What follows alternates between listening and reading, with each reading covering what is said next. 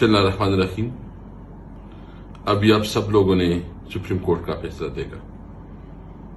आप खुद बताएं, क्या ये फैसला मेरिट के मुताबिक है? क्या ये फैसला अवाम की उमंगों के मुताबिक है? हमें तो इस फैसले ने बड़े मायूस किया। हम पाकिस्तान की शहरी है, कॉन्स्टिट्यूशन हमें ये इख्तियार देती है कि हम अपना मौकिफ अपने सिंबल के तहत जो है ना कौम के सामने रखे, ताकि कौम फैसला करे।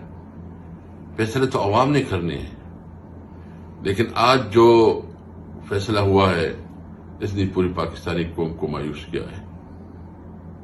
मैं उम्मीद रखता हूं अपने अवाम से, ये एक लंबी जिद्दोजहद है।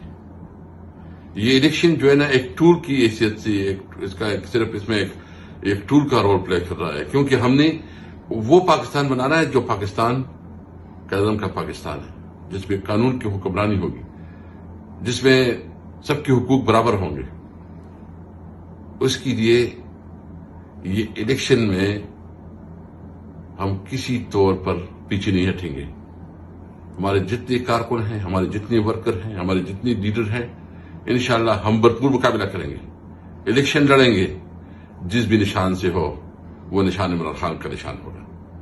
मैं आवाम से पूछता हूं, इख्तियार आपका है, फैसला आपने करना है, लीडरशिप आपने चुनना है।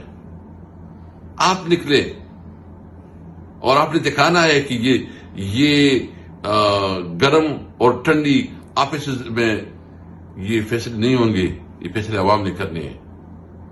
अगर आप अपने हक के लिए आज कड़ी नहीं हुए तो शायद फिर ये मौका नहीं आएगा। आपने कड़ा होना है इमरान खान के साथ,